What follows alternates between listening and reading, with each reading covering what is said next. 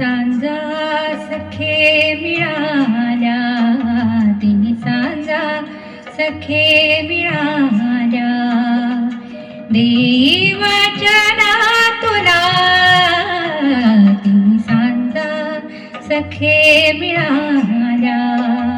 डुम डुमत डमरू ये, खण खणत चूल ये, शंख पुंकीत ये, येई रुद्रा, प्रलय घन भैरवा, करित कर्कश्रवा, क्रूर विक्राळ घे क्रुद्ध मुद्रा. डुम डुमत डमरू ये, कण कणत चूल ये, शंख पुंकीत ये, येई रुद्रा. राष्ट्रीय स्वयंसेवक संघ अरण्येश्वर शाखा आयोजित लक्ष्मीकांत जांभोरकर स्मृती व्याख्यान मालिकेमध्ये आज स्मरण राजकवींचे या जुन्यापेठेतील लोकप्रिय कवी भारत तांबे यांच्या कवितांवर आधारित कार्यक्रम मान्य श्री सुधीर मोघे व सहकाऱ्यांनी सादर केला. त्याचा हा भाग आपल्यासाठी. नगर संघचालक श्री अविराजी धोमकर यांना स्टेजवर आहे. नमस्कार. राष्ट्रीय स्वयंसेवक संघ पद्मावती नगर आणि अरण्येश्वर प्रभात शाखेच्या मासिक व्याख्यानमालेकरता आपण सगळे इथे जमलेलो आहोत. पण त्याआधी महाराष्ट्राचे उपमुख्यमंत्री श्री अजितदादा पवार यांचं दुर्दैवी विमान अपघातात निधन झालं. एक न भरून येणारी पोकळी आपल्या सगळ्यांमध्ये महाराष्ट्राकरता निर्माण झालेली आहे. स्पष्ट वक्तेपणा, वक्तशीरपणा आणि प्रशासनावर भक्कम पकड असणारा हा एक कणखर नेता होता, ज्याचं जाण्याने आपल्या सगळ्यांनाच दुःख झालेलं आहे. मी आपल्या सगळ्यांना विनंती करतो की आपण सगळ्यांनी जागेवर उभं राहूया, त्यांना श्रद्धांजली वाहूया आणि नंतर शांती मंत्र होऊया. ओम पूर्णमद पूर्णमदम पूर्णात् पूर्णमुदच्यते पूर्णस्य पूर्णमादाय पूर्णमेवावशिष्यते. ओम शांती शांती शांती. मी सर्व मान्यवर आणि कलाकारांना विनंती करतो की त्यांनी स्टेजवर येऊन दीप प्रज्वलन करावे आणि स्टेजच्या वर स्थानापन्न व्हावं.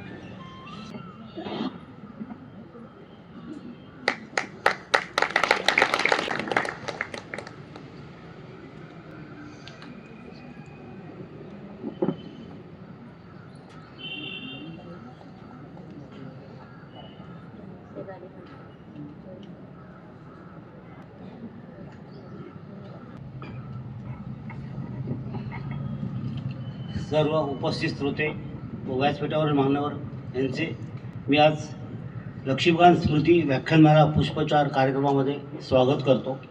कार्यक्रमाचे प्रारंभी विद्याविकास शाळेचे विद्यार्थी हे महाराष्ट्रगीत सादर करतील.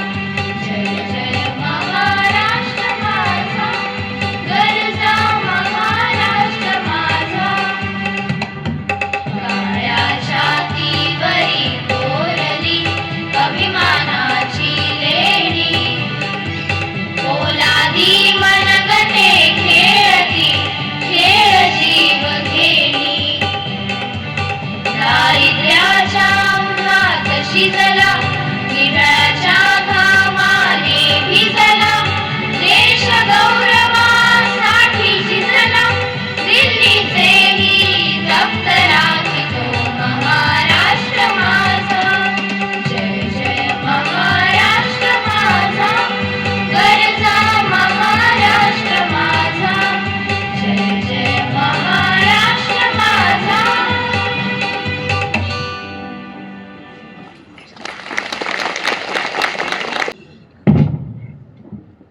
संघाच्या शताब्दी वर्षानिमित्त आम्ही वेगवेगळे कार्यक्रम उपक्रम आयोजित करीत आहोत. त्यानिमित्ताने वर्षभराची व्याख्यानमाला आयोजित करावी अशी कल्पना पुढे आली. त्यातून संघाच्या अरण्यच्या प्रभात शाखा व विद्या विकास प्रशाला यांच्या संयुक्त विद्यमाने लक्ष्मीकांत जांभोरकर स्मृती व्याख्यानमाला चालू आहे. आज व्याख्यानमालेचे चौथे पुष्प गुंफले जाणार आहे. दर महिन्याच्या पहिल्या रविवारी ही व्याख्याने याच ठिकाणी 6 वाजता होत असतात. आपले यापुढील पुष्प 5वे हे रविवार दिनांक 1 मार्च 2026 रोजी सायंकाळी 6 वाजता प्रसिद्ध उद्योगपती श्री राम मोगले यांचे व्याख्यान आयोजित करण्यात आलेले आहे. सर्वांना विनंती आहे की कार्यक्रमाची सांगता ही वंदे मातरमने होईल. वंदे मातरम झाल्यानंतर सर्वांनी मी आता आमोददेव यांना विनंती करतो की त्यांनी व्यासपीठावरील मान्यवरांचा परिचय करून द्यावा.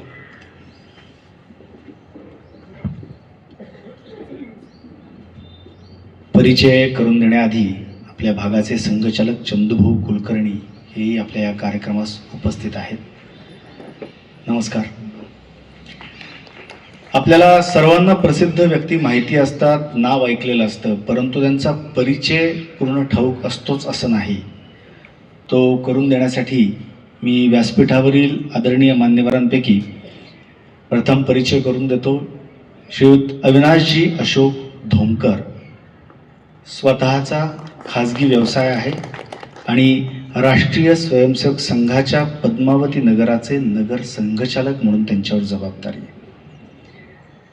दुसरा परिचय आहे श्री विनायकजी डावरे, निवृत्त विंग कमांडर,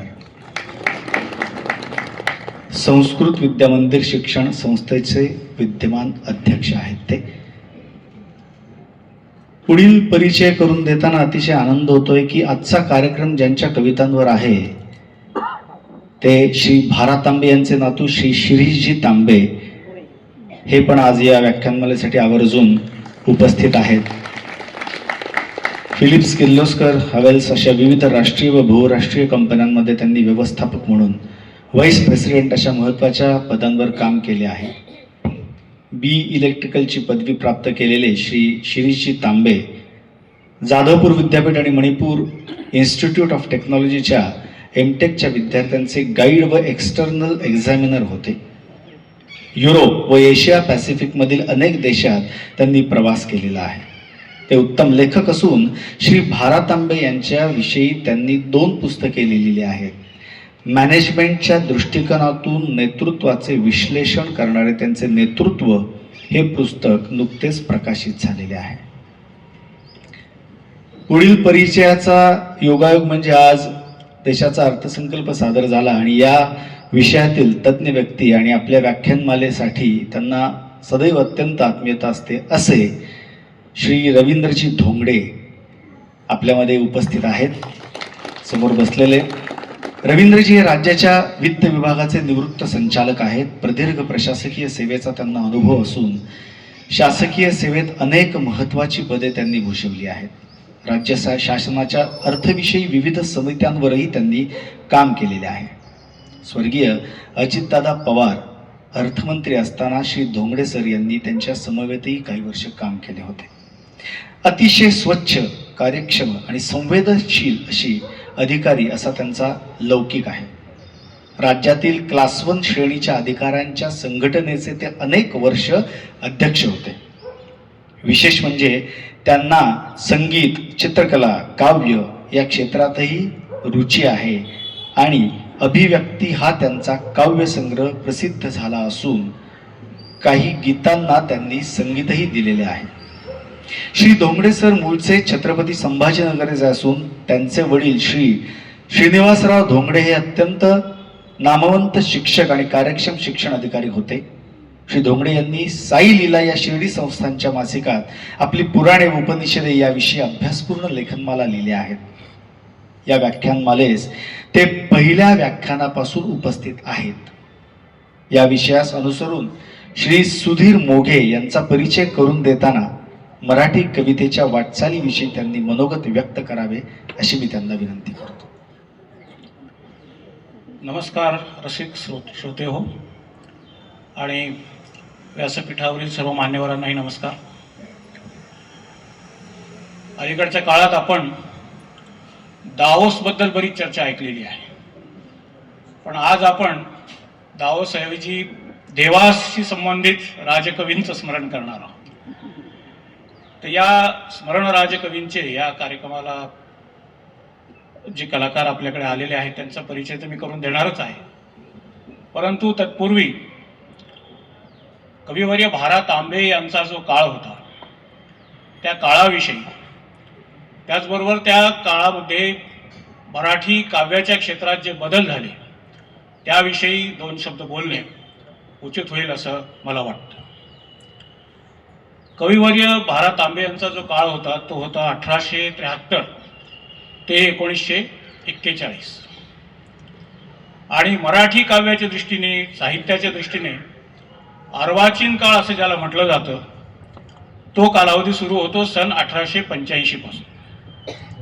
त्यापूर्वी मराठी भाषेला दीर्घकाळ संत काव्याची परंपरा लाभलेली होती. अगदी ज्ञानेश्वर माऊलीपासून ही परंपरा चालत आलेली होती, आणि या सर्व संत कवींचा जो भर होता तो अर्थातच भक्तीवर होता, भक्ती मार्गावर होता. त्यानंतर संस्कृतचा प्रभाव असलेल्या पंडिती काव्याचा काळ आला. मोरोपंत हे त्याचं उत्तम उदाहरण आपल्यासमोर आहे.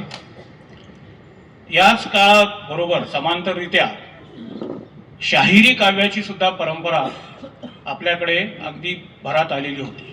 पेशवाईच्या काळामध्ये या शाहिरी परंपरेला राजाश्रय लाभलेला होता. जशी पेशवाईला ओहोटी लागली तशी या शाहिरी काव्याला देखील ओहोटी लागली, पंतकाव्याला देखील ओहोटी लागली. इंग्रजांचं आगमन झालं. इंग्रजांच्या आगमनाबरोबर विष्णुशास्त्री चिपळूणकरांनी ज्या भाषेचं वर्णन वाघिणीचं दूध असं केलेलं आहे, त्या वाघिणीच्या दुधाची चव भारतीय साहित्यिकांना देखील चाखायला मिळू लागली, आणि त्याचा परिणाम अर्थातच त्यांच्यावरही झाला. इंग्रजी भाषेचा परिचय होऊ लागल्यावर बायरन, शेली, कीट्स, वर्ड्सवर्थ, टेनिसन अशा कवींच्या काव्यप्रतिभेचा परिणाम आपल्याकडच्या काव्यावर देखील झाला. कवी केशवसूत हे अर्वाचीन कवितेचे प्रणेते समजले जातात. आपली तुतारी फुंकत नवा मनू त्यांनी या भारतामध्ये अवतरित केला, आणि त्यांचा जो काळ होता तो 1866 ते 1905, फार लवकर गेले ते, 1905 मध्येच ते वारले. तर कविवर्य भा. रा. तांबे यांचा सुद्धा जो काळ आहे तो याला साधारण समांतर आहे, आणि ते देखील अर्वाचीन मराठी कवितेमध्ये मान्यताप्राप्त कवी समजले जातात. महाराष्ट्राबाहेर राहून त्यांनी मराठीची सेवा केली हे आणखी एक वैशिष्ट्य आहे. त्यांचा पहिला काव्यसंग्रह प्रकाशित झाला होता 1920 मध्ये, आणि 1935 मध्ये त्यांच्या समग्र कविता प्रकाशित झाल्या. माधवराव पटवर्धनांनी त्याचं संपादन केलेलं होतं, जे स्वतःही एक मोठे साहित्यिक होते. त्यांच्या ज्या कविता आहेत त्या पाहता त्यांना आधुनिक मराठीतील गीतकाव्याचे प्रवर्तक असं समजलं जातं. त्यांच्या कविताचं स्वरूप प्रामुख्याने गीत आणि भावगीत असं राहिलेलं आहे. आणखी एक वैशिष्ट्य म्हणजे केशवसुतांच्या प्रभावापासून अलिप्त राहून, स्वतंत्र राहून त्यांनी स्वच्छंदतावादी कविता लिहिली आणि निखळ कलामूल्यांचा पाठपुरावा केला. त्यांच्या गीत पद्धतीची छाप 1920च्या दशकात स्थापन झालेल्या रविकिरण मंडळातील कवींवर देखील पडलेली होती.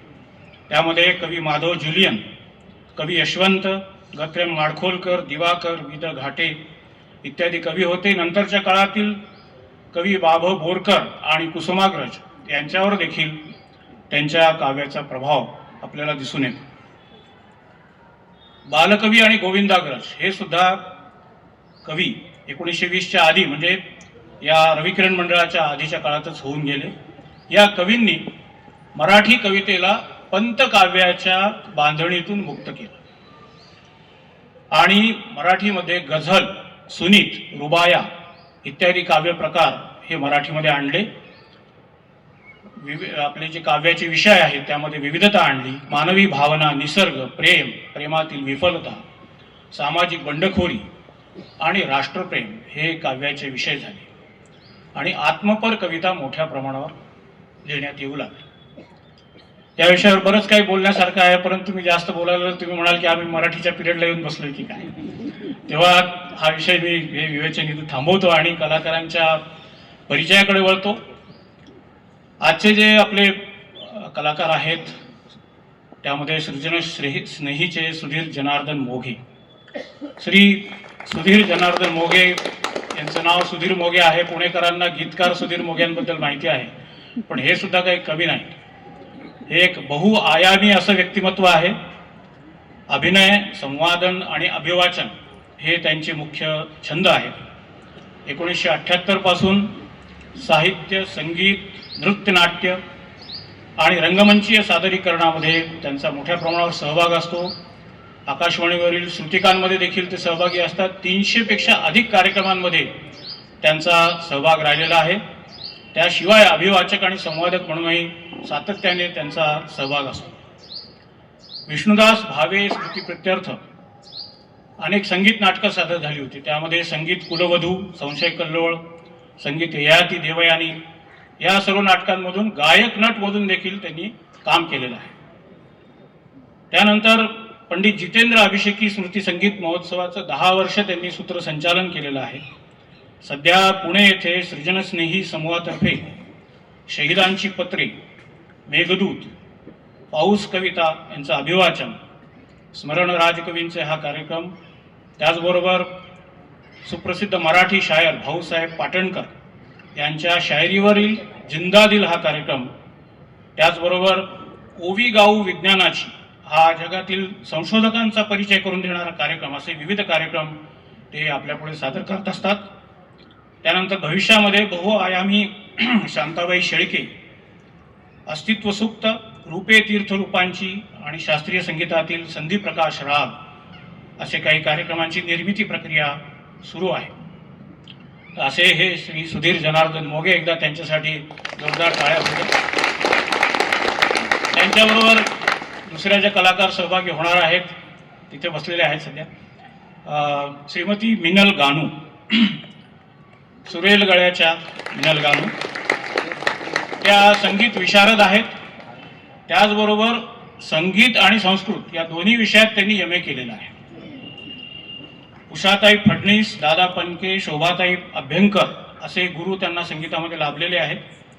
डोळ्यापुढील रस्ता या मराठी गझलांच्या रेकॉर्डमध्ये त्यांनी गायन केलेलं आहे.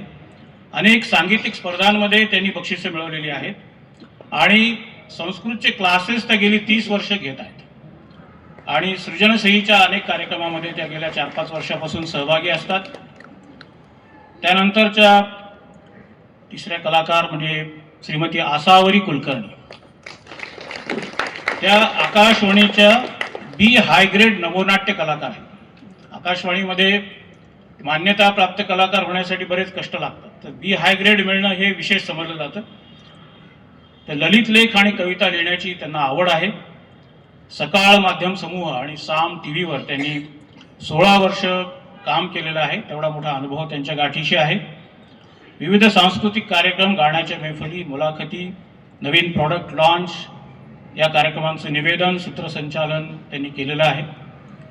व्हॉइस ओव्हर आणि डबिंग आर्टिस्ट म्हणूनही त्या काम करतात. संस्कृती प्रतिष्ठान सोलापूर आयोजित श्रीमती महाराष्ट्र आणि श्रीमती हिंदुस्तान असं पारितोषिक त्यांनी जिंकलेलं आहे.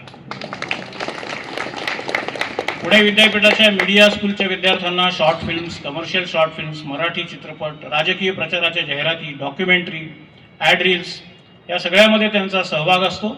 थोडक्यात सांगायचं म्हणजे त्या एक रंगकर्मी आणि नाट्य कलाकार आहेत. तर असा सुंदर संच आज आपल्या पुढे स्मरण राजकवींचे हा कार्यक्रम सादर करणार आहे. तर मी त्यांना विनंती करतो की त्यांनी आता पुढील सूत्र आपल्या हाती घ्यावीत. आता धोंगडे सरांनी सांगितलंच आहे की आत्ता 4थे पुष्प या निमित्ताने भारत आंबे यांच्या गाण्याच्या स्मरण राजकवींचा हा कार्यक्रम संपन्न होत आहे. प्रसिद्ध निर्देशक सुधीरजी मोघे यांचे सहकारी श्रीमती मिनल गानू आणि आसावरी कुलकर्णी या कार्यक्रम सादर करणार आहेत. मी माननीय संघचालकांना विनंती करतो की त्यांनी व्यासपीठावरील मान्यवर आणि कलाकारांचा सत्कार करावा.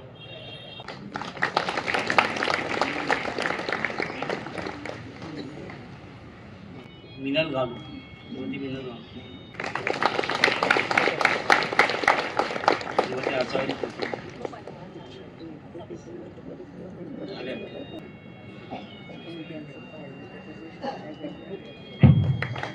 माननीय रवींद्रजी धोंडे,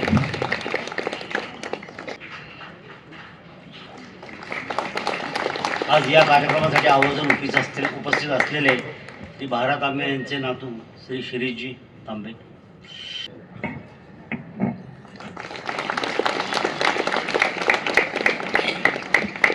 विद्याविकास शाळेचे संस्थेचे अध्यक्ष श्री डावरे सर,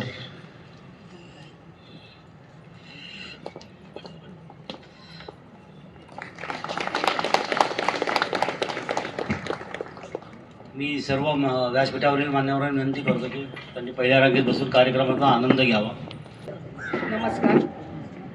कार्यक्रमाच्या सुरुवातीला आपल्या सगळ्यांचे आभार मानत आहे. राष्ट्रीय स्वयंसेवक संघ व अरण्येश्वर प्रभात शाखा आयोजित पंडित लक्ष्मीकांत जांभोरकर स्मृती व्याख्यानमालेचे हे 4थे पुष्प सादर होत आहे. यामध्ये अनेक मोठमोठ्या कलाकारांचे सहकार्य लाभले आहे. जुन्या पिढीतील लोकप्रिय कवी भा. तांबे यांच्या गीतांच्या साथी सोबतीने तांबे यांचा जीवनपट उलगडून दाखवला जात आहे. प्रसिद्ध गायक आणि निवेदक आणि सुधीर मोघे यांचेही मनापासून आभार. तसेच या सुरेल कार्यक्रमाला साथ संगत करत आहेत प्रसिद्ध गायिका मिनल गानू आणि असावरी कुलकर्णी यांचेही मनापासून आभार. विद्याविकास शाळेचे अध्यक्ष विनायक डावरे यांचेही मनापासून आभार. श्री अतुल जांभोरकर सर यांचे विशेष आभार. या व्याख्यानमालेसाठी यांनी शाळेचे मैदान, आसन व्यवस्था, व्यासपीठ व्यवस्था, माईक व्यवस्था असे सर्वतोपरी सहाय्य केले आहे. तसेच भा. तांबे यांचे नातू शिरीष तांबे यांचेही मनापासून आभार.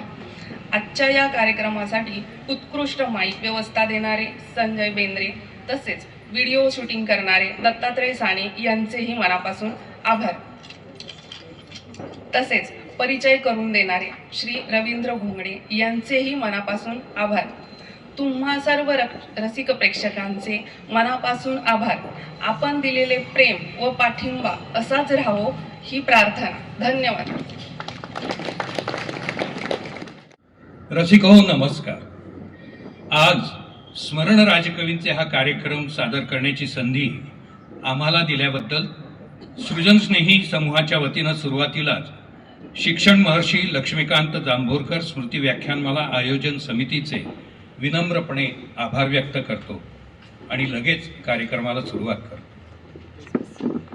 आधुनिक मराठीतील गीतकाव्यांचे प्रवर्तक मानले जाणारे 1.5 शतकाहून अधिक काळ ज्यांनी आपल्या अजरामर कवितांनी मराठी मनावर राज्य केलं त्यांना आपण राजकवी भा. तांबे या नावानं ओळखतो.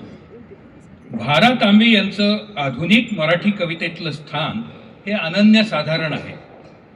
केशवसुतांच्या परंपरेत जेव्हा सामाजिक जाणीवेचा उद्घोष होत होता तेव्हा त्याच परंपरेशी समांतर राहून तांबे हे व्यक्तिगत भावभावनांची गाणी गात होते. त्यांच्यावर हिंदू तत्वज्ञान आणि भारतीय कलाविचाराचे खोल संस्कारही झालेले होते. जयदेव, रवींद्रनाथ, टेनिसन, ब्राउनिंग हे त्यांचे आवडते कवी. या कवींच्या कवितेतली गेयता आणि लालित्य ही तांबे यांच्या कवितेत एकरूप झालेली आहे. किंबहुना मराठी कवितेतली कलावादी परंपरा तांबे यांनी समृद्धच केली. सुजाण रसिक हो, तुम्हा सगळ्यांच्या उपस्थितीमध्ये आज राजकवींचं स्मरण करताना त्यांची लोकप्रिय गाणी, त्यांच्या महत्त्वाच्या कविता, त्यांचा काही पत्रव्यवहार, समीक्षकांनी लिहिलेल्या टिपा आणि लेख यामधून काही आठवणी जागवण्याचा आपण प्रयत्न करणार आहोत. मंडळी, आठवणी म्हटल्या की त्या मुंग्यांच्या वारुळाप्रमाणे असतात. वारुळ पाहून आतमध्ये किती मुंग्या असतील याचा आदमास येत नाही, पण एका मुंगीनं बाहेरचा रस्ता धरला की एका मागोमागे एक अशा असंख्य मुंग्या बाहेर पडतात. आठवणींचंही अगदी तसंच आहे. राजकवींनी ज्या क्रमानं काव्यगीत रचना केल्या त्याच अनुक्रमानं शक्यतो त्या सादर कराव्यात हे सूत्र घेऊन आता पुढे जाऊया. आपल्या प्रेम कवितांबद्दल तांबे असं म्हणतात की माझ्या पत्नीवरच्या माझ्या प्रेमामुळेच माझ्या प्रेमगीतांची निर्मिती होऊ शकली. आपल्या पत्नीविषयक प्रेमकवितांमधून ते कधी पत्नीवर रागवतात, तर कधी तिच्या शहाणपणाचं, विभ्रमांचं आणि तिच्या अंतःकरणाचं चित्र रेखाटतात. कधी ते पत्नीची आराधना करतात, तर प्रसंगी विरहानं व्याकुळही होतात. तिन्ही सांजा सखे मिळाल्या यासारख्या कवितेमध्ये प्रेमाचं सार्वभौमित्व, स्त्री पुरुष प्रेमाचं अद्वैत त्यांना जाणवतं. किंबहुना निसर्ग इतकंच ते त्यांना सनातन वाटतं. पहिली सांज ही उन्ह उतरू लागल्यावर होते, दुसरी सूर्य मावळल्यावर, तर संधी प्रकाशाची वेळ म्हणजे तिसरी सांज. या कवितेचं रसग्रहण करताना कवयित्री शांता शेळके असं म्हणतात की दिवस आणि रात्र यांच्या मिलनाच्या क्षणी त्यांनी तिला आश्वासन द्यावं यात एक औचित्य आहे. त्यातून पुन्हा गोरज मुहूर्ताची अस्पष्ट सूचना मिळते, ती वेगळीच.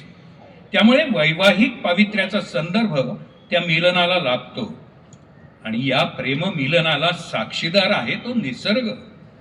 मरीचिमाली कनकगोल असा सूर्य, तसंच चक्रवाल म्हणजे आकाश आणि धरणी यांना जोडणारी क्षितिजावरची पर्वतरेषा.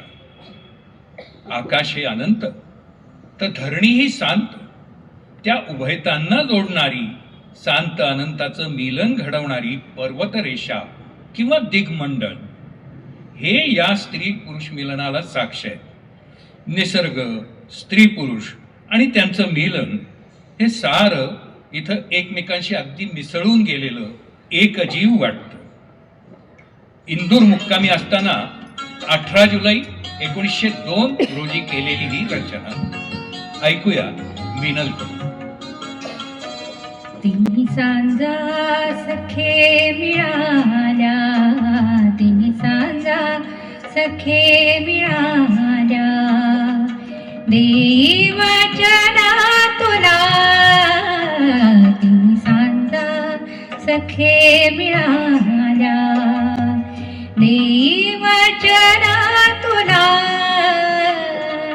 आज पासून जीवे अधिक तू माझ्या हृदयाला, तिन्ही सांजा सखे मिळाल्या.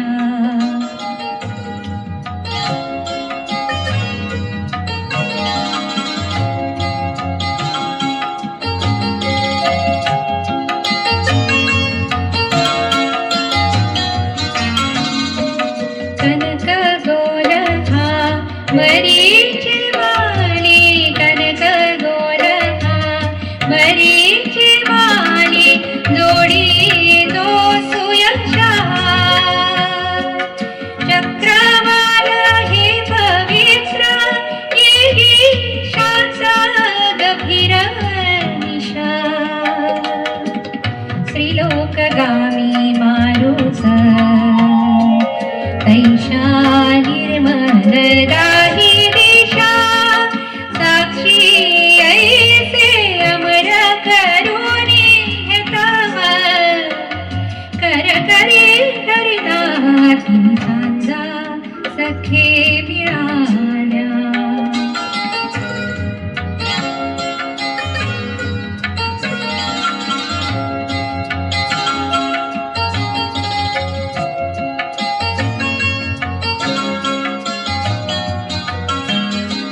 नाद जसा वेणूत हो, रस जसा सुंदर कवनात, गंध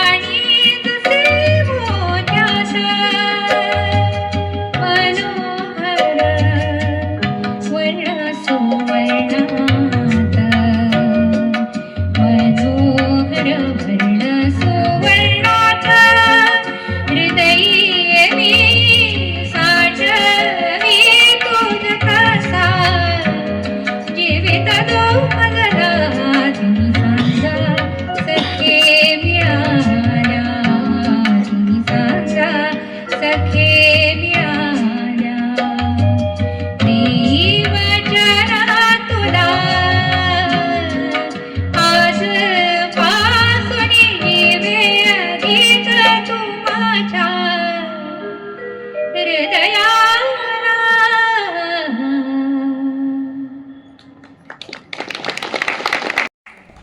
राजकवींना असं वाटायचं की इंद्रियजन्य अनुभव नश्वर असला तरी त्याची सत्यता मात्र अनुभवसिद्ध आणि काव्यप्रेरकच असते.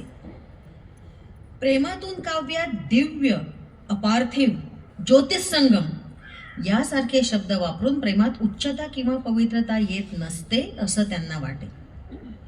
दोन जीवांच्या प्रेमबद्ध होण्यात शरीरानं विभक्त असतानाही त्या दोघात सहसंवेदना असते हे त्यांच्या कुणी कोडे माझे उकलील का या कवितेतून दिसून येतं. या कवितेचं गजानन वाटवे यांच्या आवाजात गाणंही झालंय. आज मात्र आपण ही कविता ऐकणार आहोत सुधीर दादांच्या आवाजात, कुणी कोडे माझे उकलील का. प्रतापगड मुक्कामी असताना 5 सप्टेंबर 1920 रोजी केलेली ही रचना. कुणी कोडे माझे उकलील का, कुणी कोडे माझे उकलील का, कुणी शास्त्री रहस्य कळविल का. हृदयी तुझ्या सखी दीप पाजळे, हृदयी तुझ्या सखी दीप पाजळे, प्रभा मुखावरी माझ्या उजळे. नवरत्ने तू तुझ भूषविले, मनमम खुलले आतील का, कुणी कोडे माझे उकलील का. गुलाब माझ्या हृदयी फुलला, रंग तुझ्या गालावर खुलला, काटा माझ्या पायी रुतला, शूल तुझ्या उरी कोमल का, कुणी कोडे माझे उकलील का.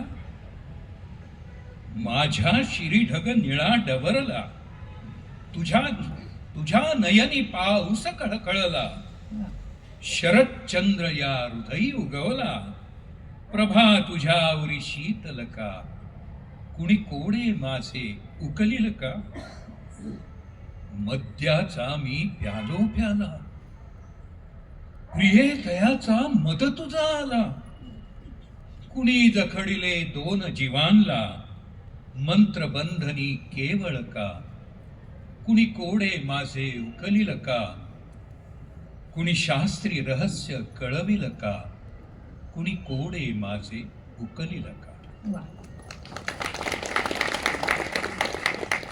1939 मध्ये देवता हा मराठी चित्रपट आला होता. त्याचे दिग्दर्शक होते मास्टर विनायक, तर संगीत दिग्दर्शन दादा चांदेकर यांनी केलं होतं. यात प्रमुख भूमिका होत्या बाबूराव पेंढारकर, इंदिरा वाडकर आणि मीनाक्षी यांच्या. या चित्रपटात राजकवींचं बहीण भावाचं खेळीमेळीचं नातं वर्णन करणारं एक गीत चित्रित झालं होतं. त्यावेळी पार्श्वगायनाची प्रथा नव्हती, त्यामुळे त्या मूळ गीताची एक ऑडिओ झलक आधी आपण ऐकूयात सुधीर दादा आणि मिनलच्या आवाजात. आधी एक जुनी आपण ध्वनिफीत आहे ती आधी ऐकूया. माफ करा, आधी आपण ध्वनिफीत ऐकणार आहोत आणि त्याच्यानंतर आपले ओळखीची चाल आपल्याला हे दोघं जण गाऊन दाखवणार आहेत.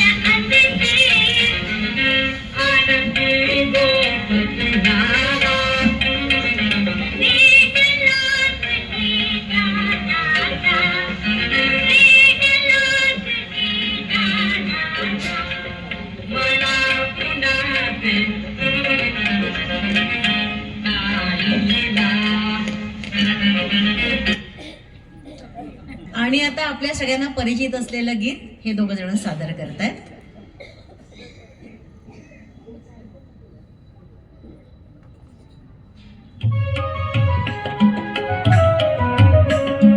तुझ्याकडे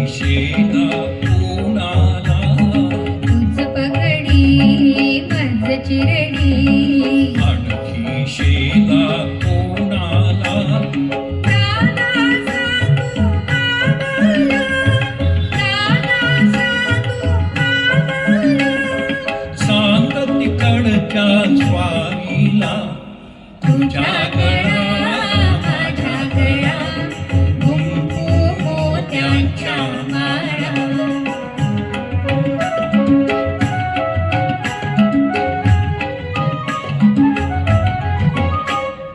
खुसू खुसू गाली हसू, बरोबर आपले रुसू रुसू खुसू खुसू गाली हसू, बरोबर आपले रुसू रुसू चलनी ग येथे नको बसू, चलनी ग येथे नको बसू, खर तर माझे तसू तसू तुझ्या गळा माझ्या गळा कुंकू मोत्यांच्या माळा. अशी कशी आज अशी, गंमत ताईची खाशी अशी कशी आज अशी, गंमत ताईची खाशी आता कट्टी पुनानाशी, आता कट्टी पुनानाशी, तर मग कट्टी कोणाशी तुझ्या गळा माझ्या गळा कुंकू मोत्यांच्या माळा, तुझ्या गळा माझ्या गळा कुंकू मोत्यांच्या माळा. लोकमान्य बाळ गंगाधर टिळक यांचं निधन झाल्याचं दुःखद वर्तमान तांब्यांना जेव्हा समजलं तेव्हा त्यांच्या डोळ्याचं पाणी खळेच ना, अत्यंत व्यथित झालेले होते. आणि मग त्यांना श्रद्धांजली वाहताना 12 सप्टेंबर 1920 रोजी प्रतापगड मुक्कामी लिहिलेल्या एका शोकगीताचा अल्पसा भाग आपल्यासमोर सादर करतोय. लोकमान्यास राजराजेश्वरा हो दयाळा, तातडी का असे हो निघाला. राजराजेश्वरा हो दयाळा, तातडी का असे हो निघाला. अंधकारी पाहता नभात, किरण बोले अजूनही रात. देह कष्टामधी रोड झाला, रात्र सारी न निद्रा तुम्हाला. कुक्कुटाचा नसे शब्द झाला, पहाटेचा न तारा उदेला. केवी उठा उठी हो निघाला, काय झाले असे हो दयाळा. हाक कोणी दिली हो तुम्हाला, तातडी का असे हो निघाला. व्याप संताप सोसुनी तारा, व्याप संताप सोसुनी सारा. वैर्यांचा ही साहूनी मारा. लाथ हाणोनिया हो सुखाला, कष्टविले सदा की जीवाला. घास नाही सुखाचा ही ठावा, नाही ठावा शरीरा विसावा. व्यापजासाठी हा थोर केला, नाही भानू अजूनी उदेला. काय याहुनी ओढी तुम्हाला, तातडी का असे हो निघाला. शांत या जाहल्या पाऊलांना, नाही संधी चुराया मिळाला. नाही पत्रे फुले पूजण्याला, वेळ आम्हा मिळाली दयाळा. कोठ आता बघू त्या मुखाला, वंदू कैसे आता पाऊलांना. नाही मार्गार्थ केली शिदोरी, नाही हातात तांब्यान दोरी. गूढ संदेश कोठून आला, तातडी का असे हो निघाला. तातडी का असे हो निघाला. तातडी का असे हो निघाला.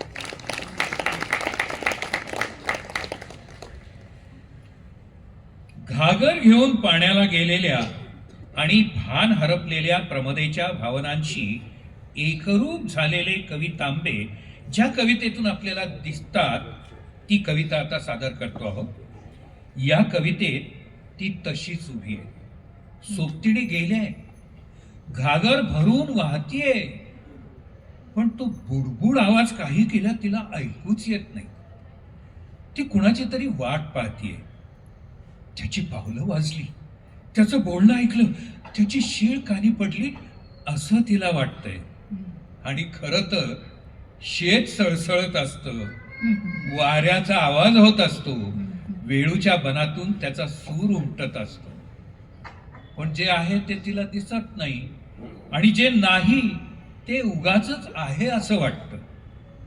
या कवितेबद्दल लिहिताना ख्यातनाम समीक्षक आणि मुंबई विद्यापीठातले तत्कालीन मराठी विभाग प्रमुख डॉक्टर व.दी. कुलकर्णी असं म्हणतात की आता पाण्याला कळलंय की हिचं काही खरं नाही।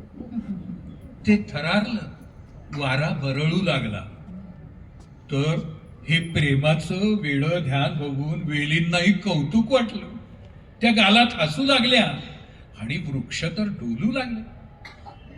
या साऱ्या तादात्म्य चित्रात कवी हा वृक्षासारखाच कौतुकानं पाहणार आहे, डोलणार आहे। तांबेंना ही परमन प्रवेशाची आणि तादात्म्य पावण्याची देवदत्त देणगी लाभलेली होती। ऐकूया घटभरे प्रवाही बुडबुडुनी ही कविता 14 सप्टेंबर 1920 रोजी प्रतापगड मुक्कामी लिहिलेली। घटभरे प्रवाही बुडबुडुनी, घटभरे प्रवाही बुडबुडुनी, न दिसे तुझ का न पडे श्रवणी, घटभरे प्रवाही बुडबुडुनी। पदर गळाला उडे वायूवर, उरळे उडती केसही भुरभुर, प्रमदे प्रमदे बघत्या आवर सावर, का उभी प्रवाही शून्य मनी, घटभरे प्रवाही बुडबुडुनी। स्वैरगार या झुळका वाहती, माती चाये वास सभोवती, क्षितिजी बघ ढग वरवर चढती, बघ अग बघ घरा निघाल्या सोबतिणी, घटभरे प्रवाही बुडबुडुनी। सळडोळ्यांवर काय पाहशी, कान देऊनी काय ऐकशी, अचंचळ उभी व्याकुळ दिसशी, का उचलिल घट येऊनी कुणी, घटभरे प्रवाही बुडबुडुनी। पाऊल नचते शेत सळसळे, शब्द न मानवी वारा बोले, पाऊल नचते शेत सळसळे, शब्द न मानवी वारा बोले, शीळ न वायूच वंशी खेळे, का विरघळशी भ्रमी फिर फिरुनी, घटभरे प्रवाही बुडबुडुनी। कवळुनी पदजल थरारुनी हले, स्पर्शनी शरीरा वारा बरळे, वेली हसती तुझ फुलुनी बघ फुले, वेली हसती तुझ फुलुनी बघ फुले, डोलती विनोदे तरु बघुनी, घटभरे प्रवाही बुडबुडुनी, न दिसे तुझ का न पडे श्रवणी, घटभरे प्रवाही बुडबुडुनी। पुणे आकाशवाणी केंद्राच्या निवृत्त उद्घोषिका डॉक्टर प्रतिमा जगताप यांनी लिहिलंय, आपल्या दैनंदिन जीवनात कितीतरी लहान सहान घटना घडत असतात, काही प्रसन्न करणाऱ्या तर काही खिन्न करणाऱ्या। जीवनाची वाट प्रसन्नतेत कधी सरते ते कळतही नाही, पण खिन्नता जीवनाची वाट अवघड आहे याचा प्रत्यंतर वारंवार आणून देते। मन सारखं त्या खिन्न करणाऱ्या गोष्टींजवळच रेंगाळत राहतं, पुन्हा पुन्हा त्याच त्या घटना आठवत राहतं, झटकून टाकू म्हटलं तरी स्मरतच राहतं। तात्पर्य हेच की अनेक गोष्टींमुळे मनाची खिन्नता वाढतच जाते, मनाला खिन्नतेची सवय लागते, हळूहळू खिन्नता मनाला एका कोशात घेऊन जाते। अशा वेळी आवर्जून आठवते ती कवी भा. तांबे यांची लता दिदींच्या मधुर स्वरातली कविता घनतमी शुक्र बघ राज्य करी। 12 मार्च 2017च्या महाराष्ट्र टाइम्स मधल्या लेखात लता मंगेशकर लिहितात, राजकवी भा. तांबे यांची गाणी माझ्या स्मृतिकोशात साठवलेली आहेत. काहीच गाणी अशी असतात जी तुमच्या मनाचा, भावनांचा कब्जा घेतात आणि तीच खरी असतात. मला तर तांबे यांची सगळीच गाणी आवडतात, भक्तच आहे मी त्यांची. पण जेव्हा कुणी मला त्यांचं एकच गाणं निवडायला सांगतं तेव्हा मात्र माझं झुकतं माप मी घनतमी शुक्र बग राज्य करी याच गाण्याच्या पारड्यात टाकते. आणखी एक गोष्ट, या गाण्याच्या ध्वनिमुद्रणाच्या वेळी बाळनं मला या गाण्यातल्या राज्य या शब्दाच्या उच्चाराकडे लक्ष द्यायचं आहे याची आठवण करून दिली होती. आता हे गाणं तुमच्या समोर सादर करते मीनल. तुम्ही तिच्या राज्य या शब्दाच्या उच्चाराकडे नीट लक्ष द्या बरं का. आवाज सोडा.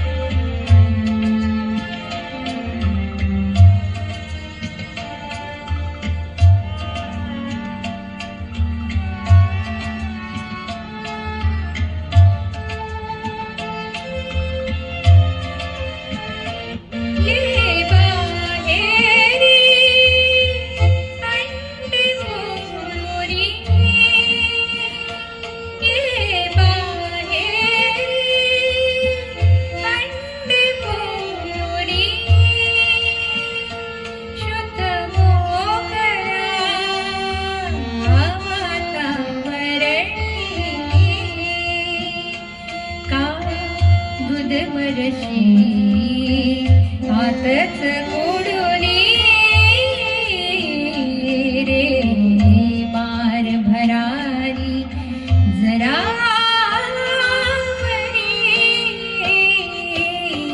घनतमी शुक्र बघरा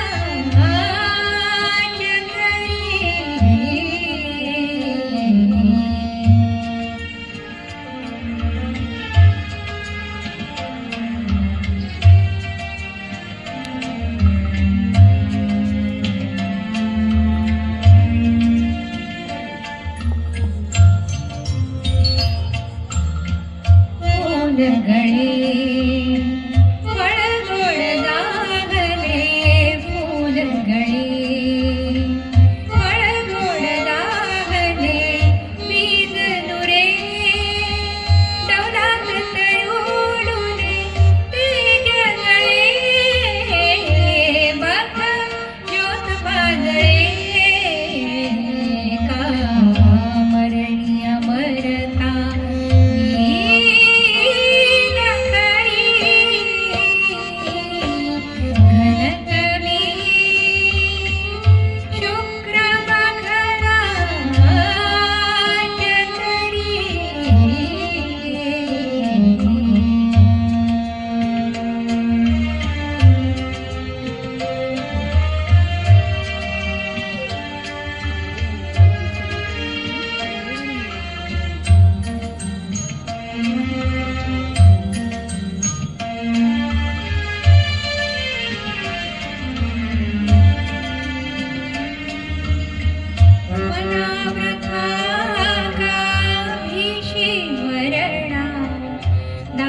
सुखाचे ते हरी करुणा मनावृथा काहीशी मरणा दार सुखाचे ते हरी करुणा आई पाही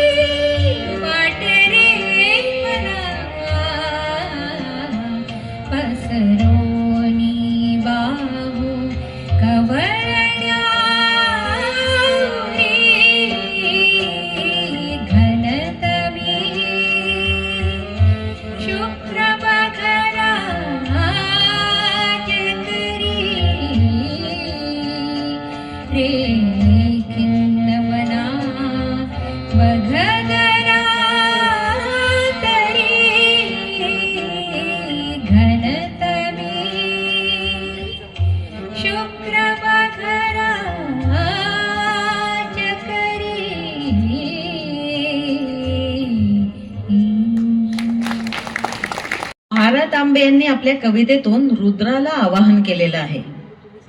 106 वर्षापूर्वीच्या काळातल्या परिस्थितीनं बहुधा ते इतके क्षुब्ध झाले होते की हे सगळं तोडून मोडून जाळून टाकणारं प्रलयंकारी तांडव शंकरानं पुन्हा एकदा करावं असं आवाहन त्यांनी केलंय.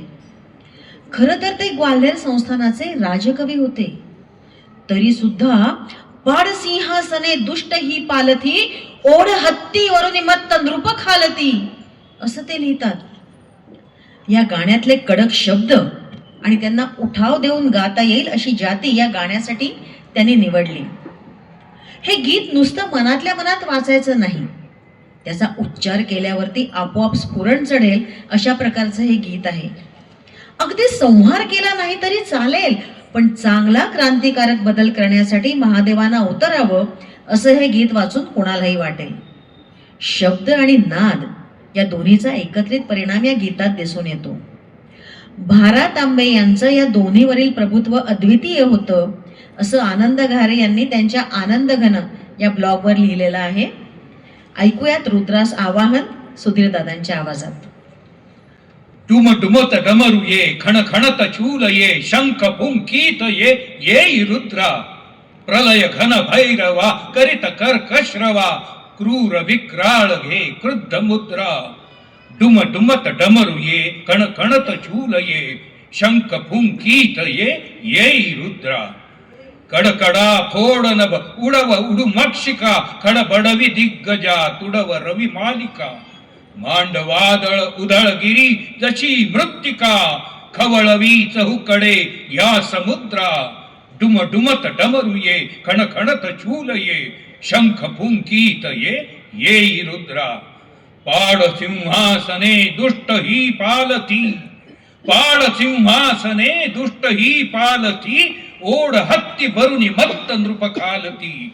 मुकुट रंकास दे करटी भूपा प्रती, झाड खटखट तुझे खड्ग क्षुद्रा. डुम डुमत डमरू ये, खण खणत चूल ये, शंख पुंकीत ये रुद्रा. जळतडा विसडे बुडबुडे तडतडे, शांती ही बापुडे बडबडती जनकिडे. धडधडा फोड तट रुद्र ये चहुकडे, धगधगीत अग्निमधी उजळ भद्रा. डुम डुमत डमरू ये, खण खणत चूल ये, शंख पुंकीत ये रुद्रा. पूर्वी नरसिंह तू प्रगटुनी फाडिले, पूर्वी नरसिंह तू प्रगटुनी फाडिले, दुष्ट जै अन्य गृही दरवडे पाडले. बनुनी नृपतापुनी चंड जन नाडिले, दे जयांचे तया वीर भद्रा. डुम डुमत डमरू ये, खण खणत चूल ये, शंख पुंकीत ये रुद्रा. प्रलय घन भैरवा, करित कर्कश्रवा, क्रूर विक्राळ घे क्रुद्ध मुद्रा.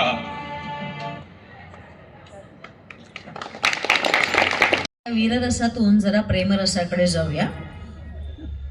तांब्यांचं एक वैशिष्ट्य असं सांगता येईल की ते प्रेमाची चर्चा न करता प्रत्यक्ष प्रणयाची रेखाचित्र साकार करतात. ही चित्र अगदी सहज रंगरेखावृत्ती रूप घेऊ शकतील इतकं चित्रमूल्य त्यांना आहे. निसर्गाच्या पार्श्वभूमीवर प्रणय भावनेत स्वतःला हरवून बसलेल्या प्रेमिकेचं चित्रण तांबे अधिक प्रभावीपणे चितारतात. त्यांचं एक लोकप्रिय लहानसं भावगीत आहे ज्यात हे चित्रमूल्य आपल्याला जाणवतं, कारण या गीतात प्रणय भावना अगदी स्निग्ध, सूक्ष्म आणि निकोप आहे. व्यंजनेमुळे उत्स्फूर्त झालेली भावना इथे संयमित होते. संगीताच्या लयीत प्रीती भावनेचे सूर मिसळले जातात आणि मग सारं वातावरण, ती धार काढणारी तरुणी, तिच्या घटातलं दूध आणि तो प्रियकर असं सगळं मिळून एक प्रणय रसचित्र निर्माण होतं. कसं ते ऐकूयात मिनलच्या आवाजात.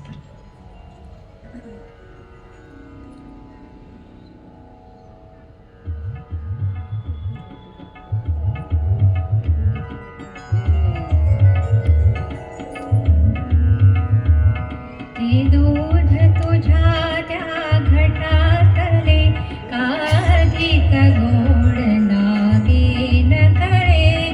ते दूध तुझ्या त्या घटातले, काधिक गोड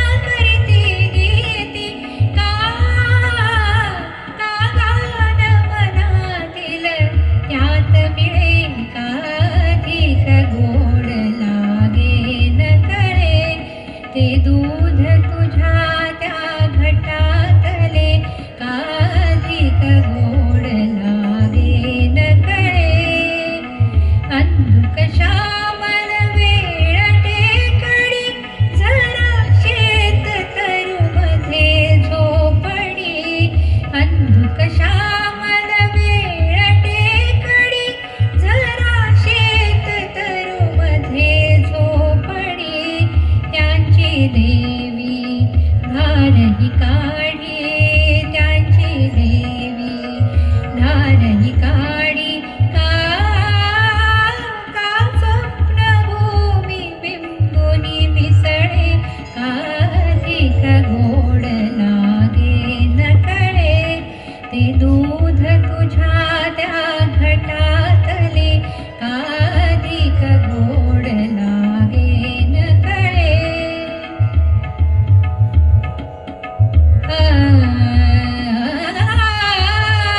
या दृश्याचा मोहनावर पायोडुनी आणि सत्वर या दृश्याचा मोहनावर पायोडुनी आणि सत्वर जादू येथची पसरे मधवर जादू येथची पसरे मधवर का दूध गोडही त्याचमुळे काधिक गोड लागेन कळे ते दूध तुझ्या त्या घटातले काधिक गोड लागेन कळे काधिक गोड लागेन कळे काधिक गोड लागेन कळे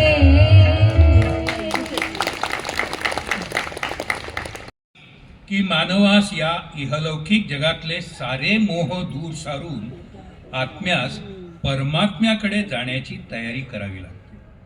सुरुवातीस तो गांगरतो, घाबरतो. या प्रवासाला निघताना बरोबर कोणतीही शिदोरी न्यायची नाही हे त्याला समजतं.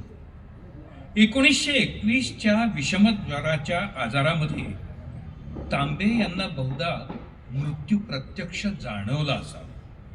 कारण मृत्यूची सावली दिसताच तापानं अस्वस्थ असलेले भारा तांबे घोगऱ्या आवाजात ओरडले, दैत्यशी छातीवर ठेली तुझं पुढे रात्र अंधारी चल जीवा चालणे आले का उगा बघची माघारी. शेजारी बसलेल्या लवा वैद्यांनी हे लिहून ठेवलं. या आजारातल्या मनाच्या दोलायमान स्थितीत राजकवींच्या महाप्रस्थानांच्या कवितांची सुरुवात आहे असं आपल्याला म्हणता येईल. दैत्यशी छातीवर ठेली तुझा पुढे रात्र अंधारी चल जीवा चालणे आले का उगा बघशी माघारी. मुरडोनी कुणाला बघशी हे कोण तुझ्या सांगाती चल उचल बोचके आपुले जोडिले तूच जे हाती. कडू गोड तिखट खारटजी जोडिली शिदोरी अंगे घे उचल तीच कामी ये दे कोण आपुली संगे. ये हाक किती निकडीची लागला तगादा पाठी राहू दे शाल पागोटी राहू दे वाहना काठी. या घरी दिवे लखलखती तुझ पुढे परी अंधार परिसरायहीन मिराशी हे काय खरे घरदार. येथले हार डोळ्यांचे बाहूंचे सुंदर शेले गुंतविती तुझला मोही जरी जीवा आडवी ठेले. तरी काय तुला थांबविती कधी कुणा रोकले याही मग कासा विसका होशी चल मार्ग आपुला पाही. येथल्या सतारी वीणा येथल्या सतारी वीणा येथल्या लकेरी ताना स्वरपंजरी कोंडू बगती परितया तुला धरवेना. चल पुढे मुकाट्याने तू आठवी कुलस्वामीला डोळ्यास अमंगळ पाणी आणीन अशा शुभ वेळा. ऐकती क्रूरा रोळी दरडावनी येती हाका, वाढ वेळ आधीच झाला मग उशीर आणिक हाका. जरी वाट तुला न चठावी ती ऐक पाऊले प्राणा, जरी वाट तुला न चठावी ती ऐक पाऊले प्राणा. रे धीर धरी तू पोटी ये संगी जगाचा राणा, ये संगी जगाचा राणा. टीकाकार म्हणून परिचित असलेले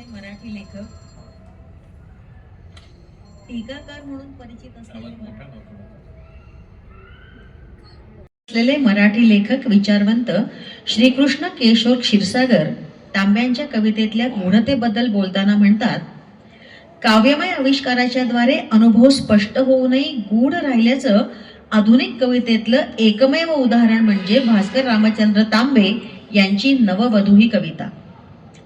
विचार करणाऱ्या चिंतनशील वाचकाला हा अनुभव एका गूढ, अपूर्व आणि अपार अशा दृश्याजवळ नेऊन पोहोचवतो. रसिक हो, या कवितेतली सुगमता आणि स्पष्टता फसवी आहे. ती इतकी फसवी आहे की कित्येक विद्वान ही कविता खऱ्या नववधू संबंधित आहे असंच मानतात. पण यातली जीवरूपी वधू इहलोक रूपी माहेर सोडून ईश्वर रूपी वराकडे जाताना उगाच विव्हल होते. तिला पळभराची कळ सोसावी लागत असली तरी तिचं खरं घर ते. हा तांबे यांच्या समान धर्म्यांचे नेत्र उलावून टाकणारा अर्थ मनातही न येता तेही अपार ध्वनीची कविता वाचू शकतात. आज ही कविता आपण मिनलच्या आवाजात ऐकूयात.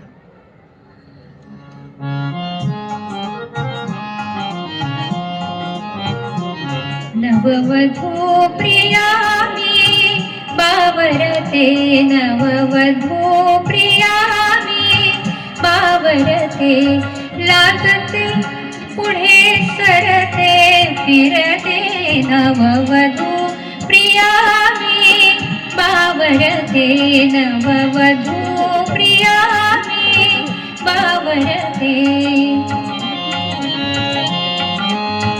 कळे मला तू प्राण सखा जरी, कळे तूच आधार सुखा जरी, कळे मला तू प्राण सखा जरी, कळे तूच आधार सुखा जरी, तुझ वाचुनी संसार फुका जरी, मन जवळ यावया गांगरते, नववधू प्रिया मी बावरते.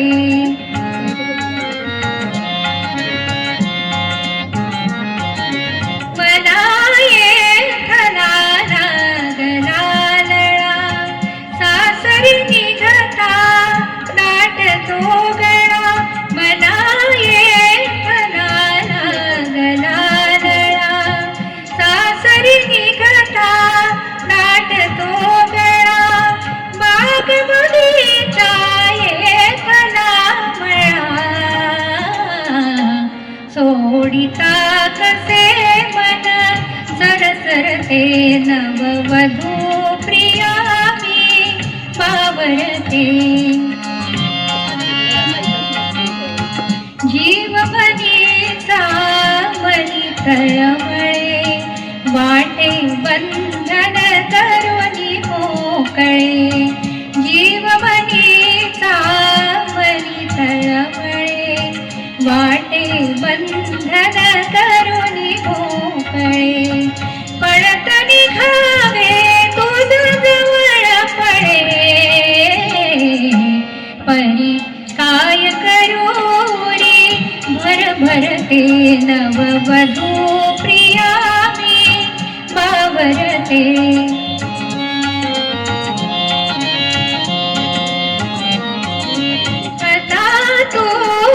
भयराज हरी रे, धीर देऊनी नेनवरी रे,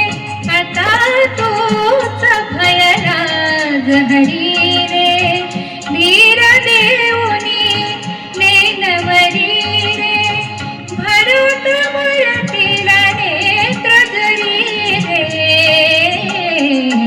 कळ पळभर मात्र खरे खर ते कळ पळभर मात्र खरे खर ते नववधू प्रिया मी बावरते नववधू प्रिया मी बावरते लाजते पुढे सरते फिरते नववधू प्रिया मी बावरते नववधू प्रिया मी बावरते. मृत्यूचं आणि मानवी जीवनाचं नातं जेवढं सनातन तेवढंच गहन. आपल्या काव्यप्रतिभेचा दीप आता म्लान होतोय हे राजकवींना जाणवत असतानाच महाप्रस्थानाच्या कवितांमधून मृत्यू आणि अमरत्व यावर त्यांनी कितीतरी प्रकाश पातळलाय.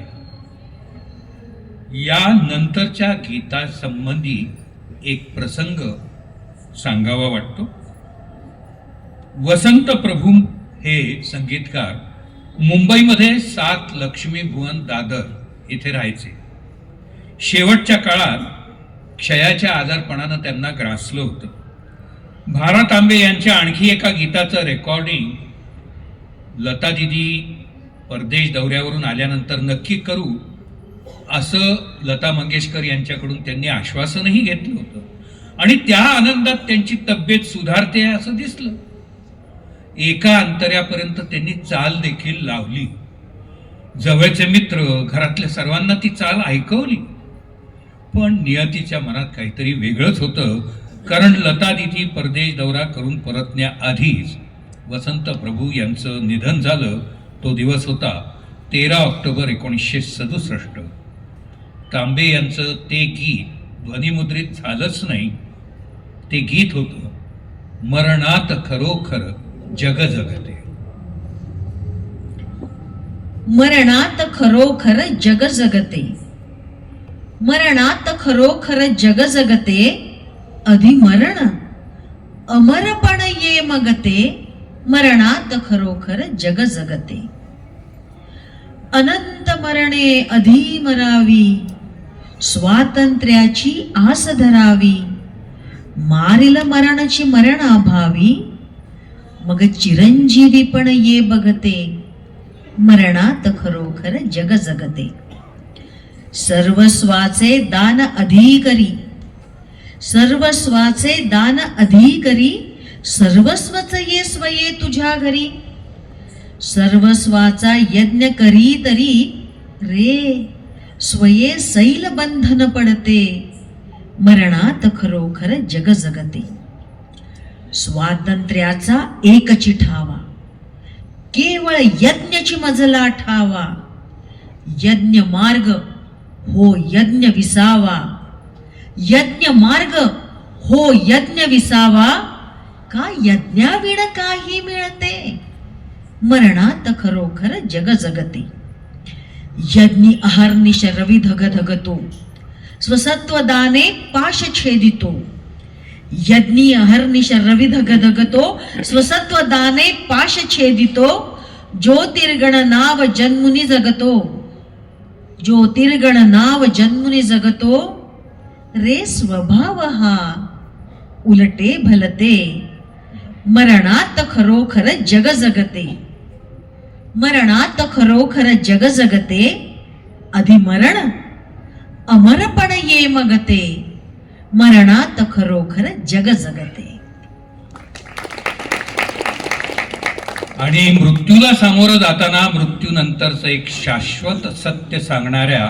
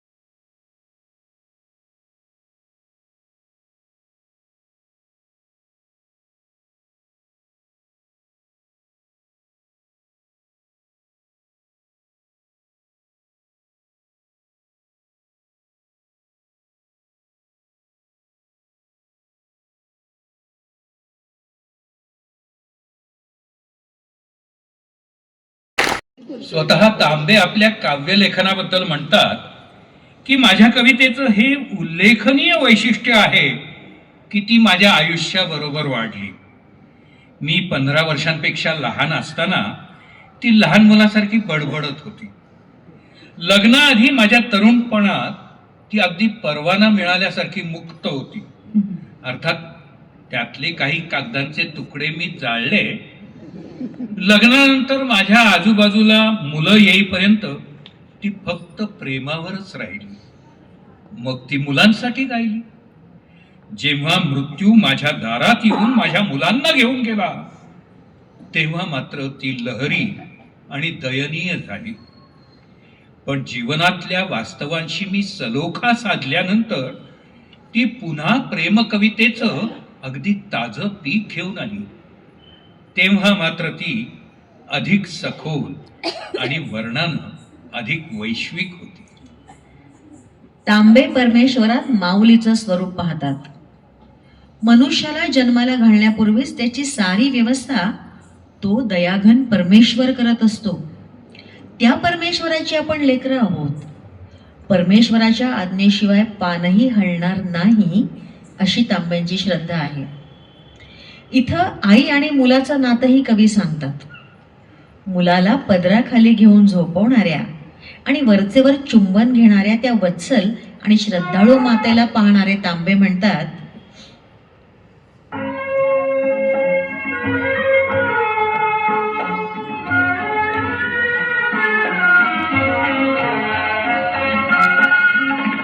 निजल्या तान्यावरी माऊली दृष्टी सारखी धरी, निजल्या तान्यावरी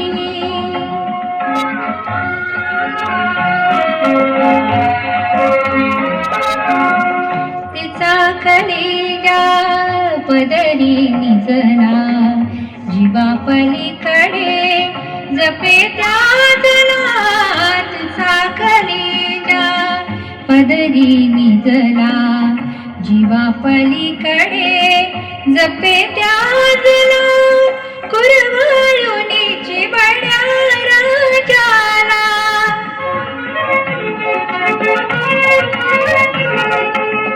कुरवाळुनीची बड्या राजाला चुंबीवरचे वरी, निजल्या तान्यावरी माऊली दृष्टी सारखी ठरी, निजल्या तान्यावरी.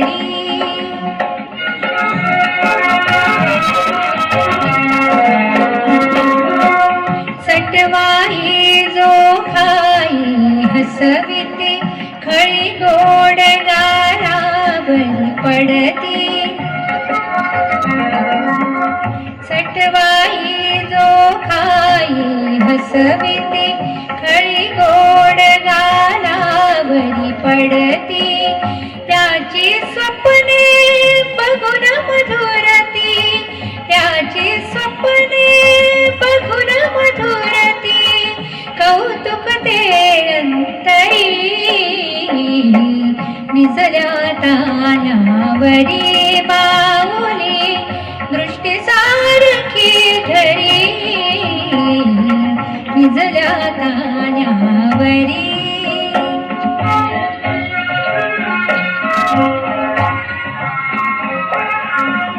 अशीच असशी त्रिभुवन जननी बघत झोपल्या मज कावरुणी, अशीच असशी त्रिभुवन जननी बघत झोपल्या मज कावरुणी, सुख दुःखाची स्वप्ने बघुनी,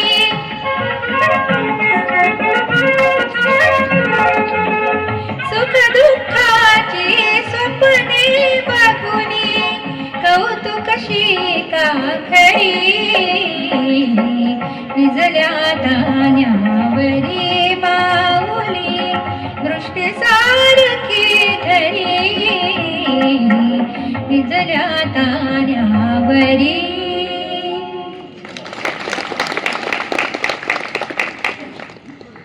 तांबे यांच्या काव्याचे सखोल आणि गाढे अभ्यासक असलेले जयंत वष्ट म्हणतात, भास्कररावांची प्रतिभा ही अचानक येणाऱ्या राजापुरी गंगेसारखी होती.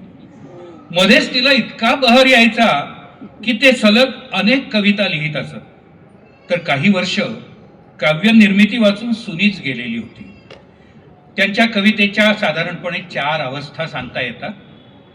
1889 पर्यंतची अवस्था ही कवितेची बीजावस्था आहे.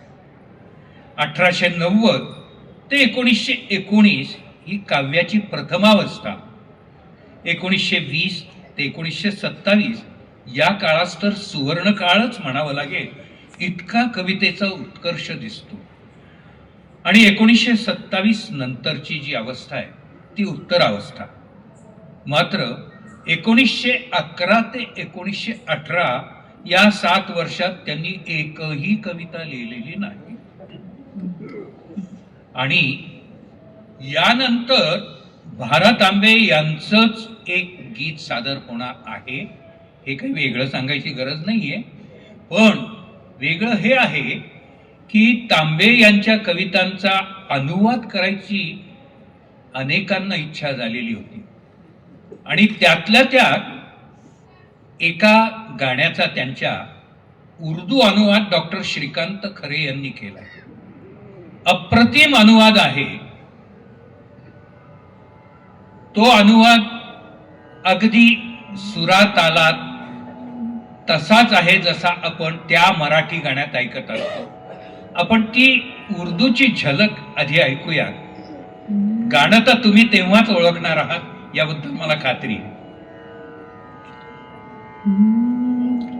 गमे दिल का ये अफसाना मैं जानूं या खुदा जाने करूं रंजिश गिले शिकवे न कोई बात ये माने गमे दिल का ये अफसाना. झलक मूळ गाणं ऐका.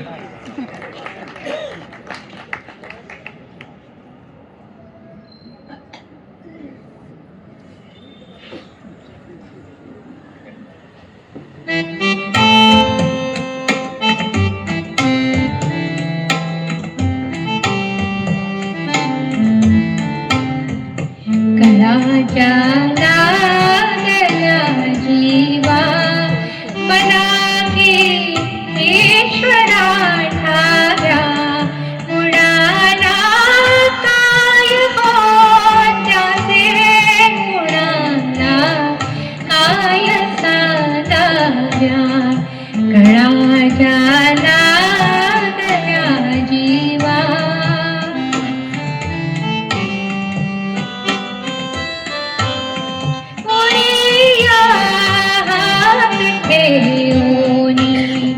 उरीचा शोल गादाई समुद्री चौकडे पाणी पिण्याला हे बहिणाही जनांच्या कोरड्या गप्पा असे सारे जगत बंधू.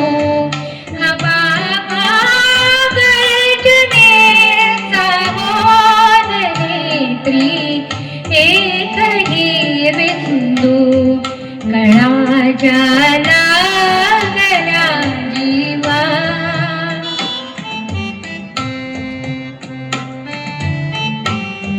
नदीला पूर हालोटे नसे तो ना कुठे नावा. नदीला पूर हालोटे नसे तो ना कुठे नावा. हुतांची झुंज ही मागे धणारे चौकडे दावा. नदी लंघोनी जे गेले तयाची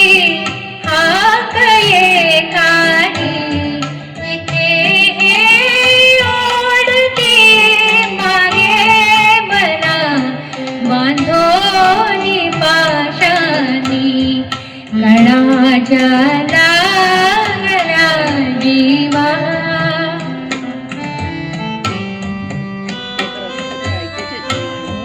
कशी जाऊ पुढे मागे जीवाला ओढे लागे तटातट काळजाचे हे तुटाया लागले धागे पुढे जाऊ वळू मागे करू मी काय रे देवा खडे पारी कुणी कोणी कसे कोणी करे हेवा कळा जाला गला जीवा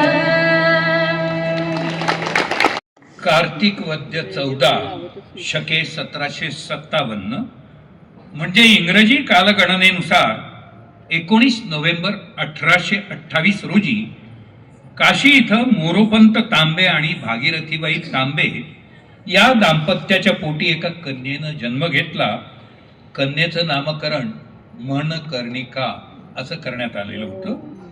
प्रेमानं हीच मनू या नावाने ओळखली जायची. मनूचा विवाह पुढे झाशी संस्थानचे गंगाधरराव नेवाळकर यांच्याशी संपन्न झाला आणि तांबे कुळाची मनकर्णिका झाशीची राणी लक्ष्मीबाई झाली. या झाशीच्या राणीचं स्मारक ग्वाल्हेरच्या किल्ल्याखाली बांधलेलं आहे.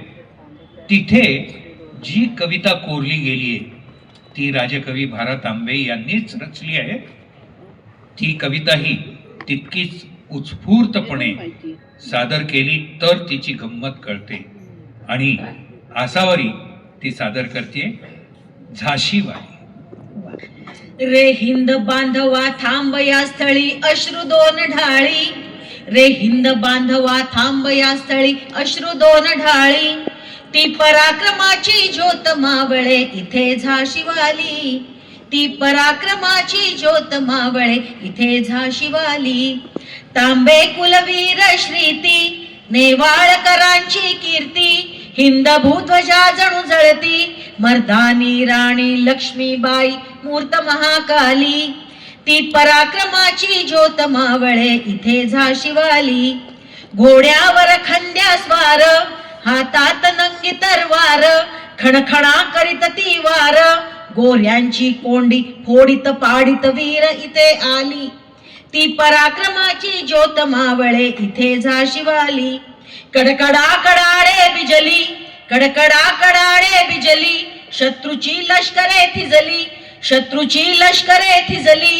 मग कीर्ती रूपती उरली मग कीर्ती रूपती उरली ती हिंदू भूमीच्या पराक्रमाची इतिश्रीच झाली ती हिंदू भूमीच्या पराक्रमाची इतिश्रीच झाली ती पराक्रमाची ज्योत मावळे इथे झाशीवाली ती पराक्रमाची ज्योत मावळे इथे झाशीवाली मिळतील इथे शाहीर लववितील मानावीर तरु झरे ढाळीतील नीर या दगडा फुटतील जिभा कथा या कथा सकळ काळी या दगडा फुटतील जिभा कथा या कथा सकळ काळी ती पराक्रमाची ज्योत मावळे इथे झाशीवाली रे हिंद बांधवा थांब या स्थळी अश्रू दोन ढाळी ती पराक्रमाची ज्योत मावळे इथे झाशीवाली ती पराक्रमाची ज्योत मावळे इथे झाशीवाली. महाराणी लक्ष्मीबाई की जय. पणजी गोवा इथून प्रकाशित होणारं दैनिक नवप्रभा हे मराठी वृत्तपत्र आपल्या मराठी वाचकांचं अत्यंत आवडतंय असं बऱ्याच ठिकाणाहून मला कळलं. माझ्या पण बरेच वेळेला ते नियमित वाचनात आहे.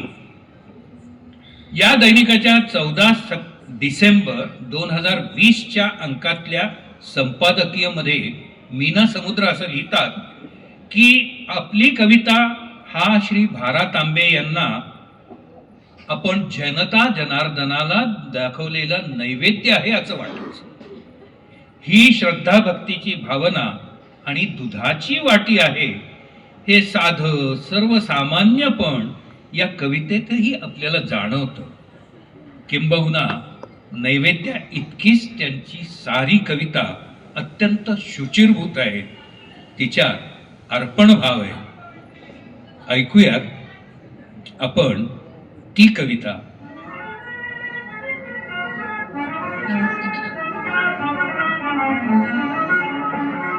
मधुमागशी माझ्या सख्या परी मधुघट रिकामे पडती घरी. मधुमागशी माझ्या सख्या परी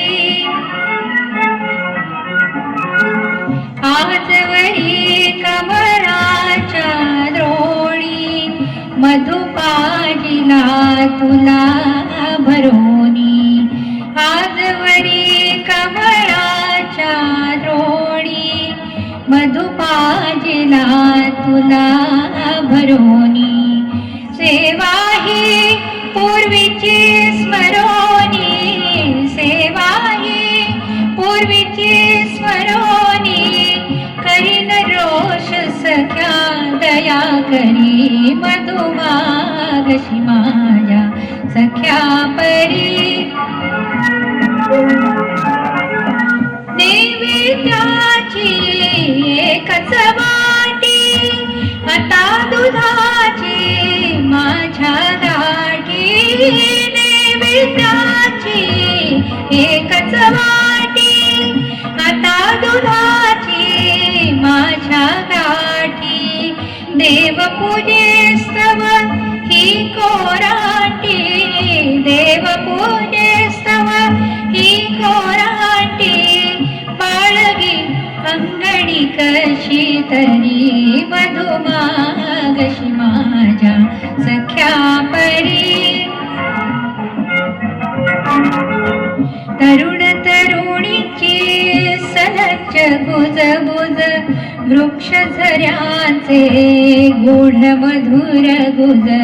तरुण तरुणीची सलच्च गुजबुज वृक्ष झऱ्यांचे गूढ मधुर गुज.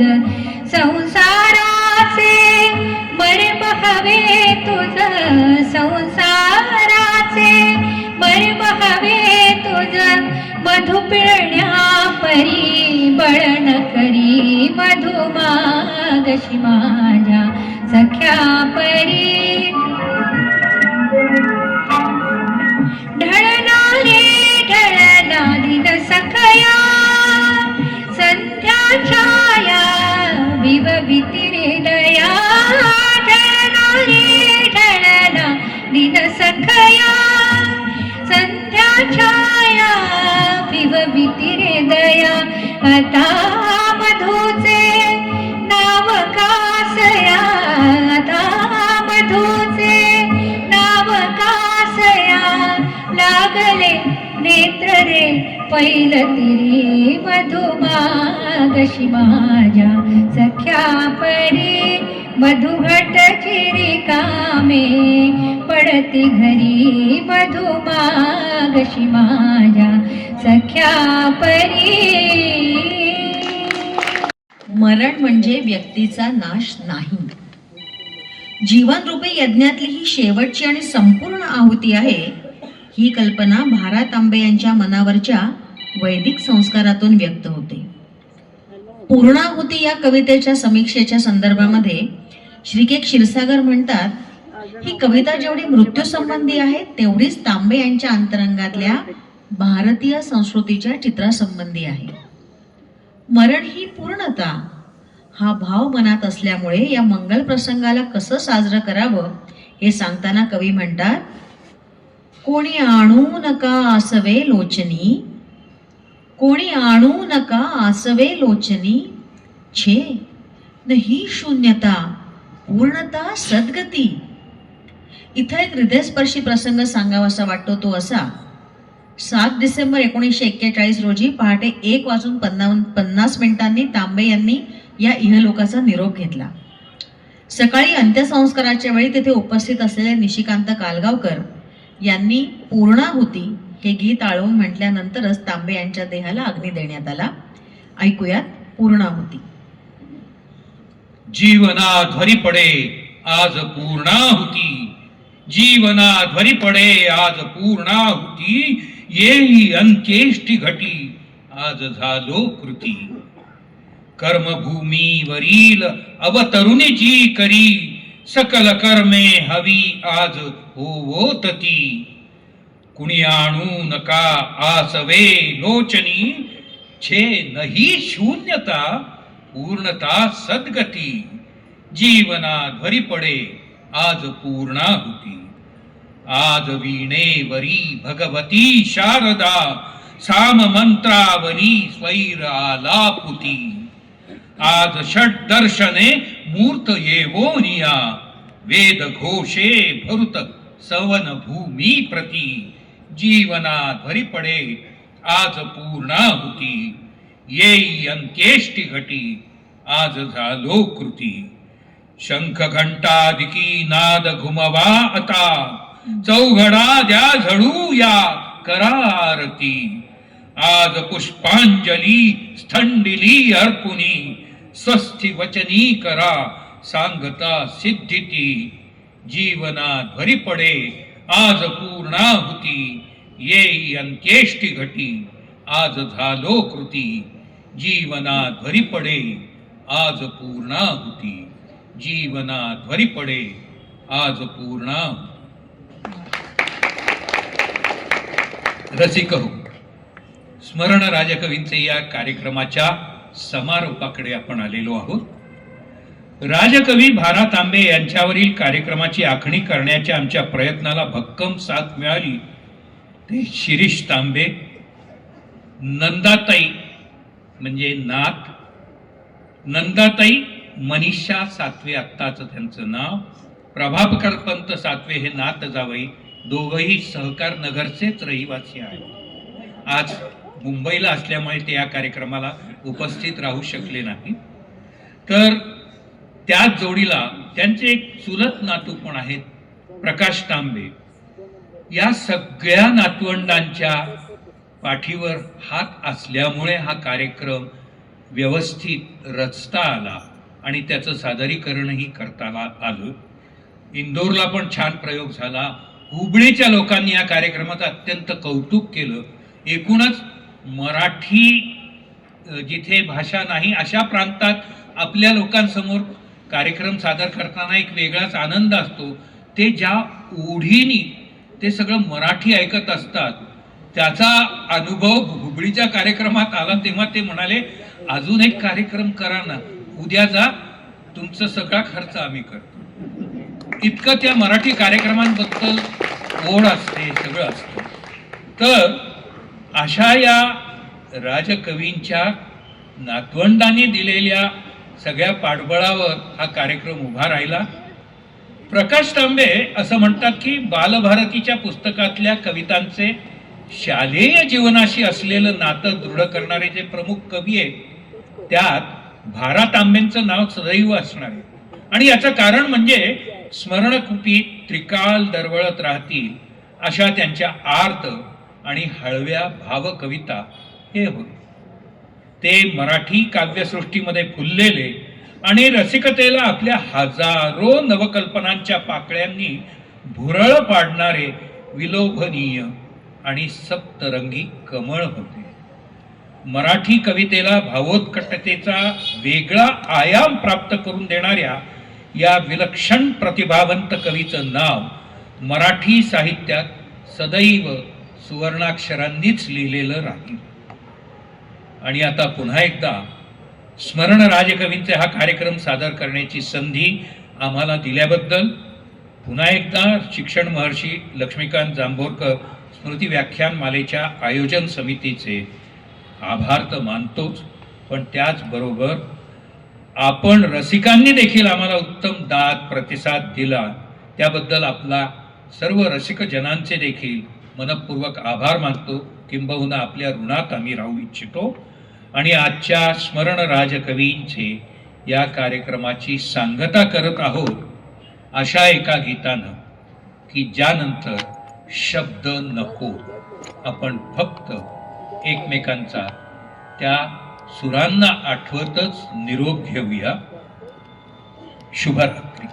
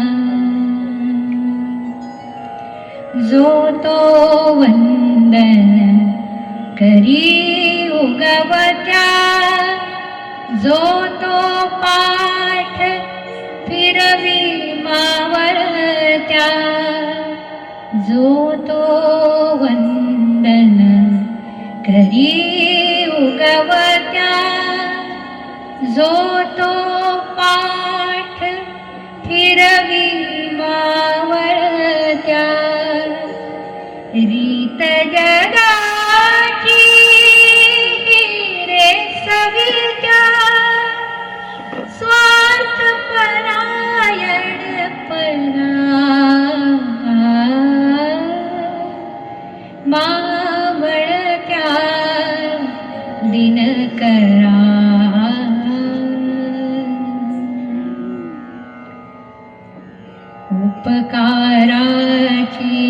कुणा आठवण शिते तोवरी भूते अशी म्हण उपकाराची कुणा आठवण शिते तोवरी भूते अशी म्हण जगात भरले तोंड पूजे पण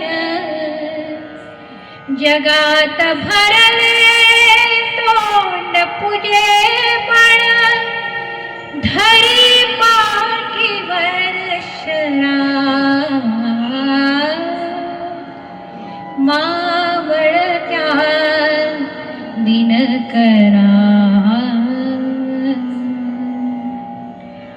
आसक्त परी तू केली सवणवण दिले सजीवन हे नारायण आसक्त परी तू केली सवणवण दिले सजीवन हे नारायण मनी न धरी रे सान थोरपण समदर्शी तू खरा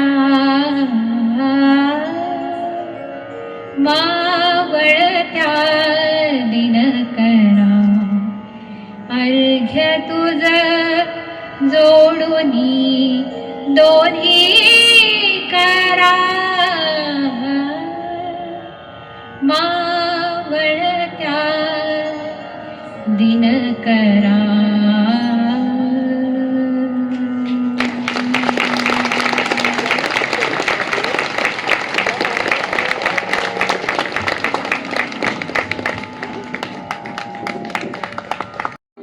राष्ट्रीय स्वयंसेवक संघाच्या शताब्दीनिमित्त वर्ष सध्या जे उपक्रम चालू आहेत त्या उपक्रमामध्ये 31 जानेवारी ते 22 फेब्रुवारी घर घर संवाद घरसंवाद राष्ट्रीय स्वयंसेवक संघाचे सर्व स्वयंसेवक घरी येऊन संघाची माहिती पंचसूत्रीबाबत आपल्याला माहिती देतील.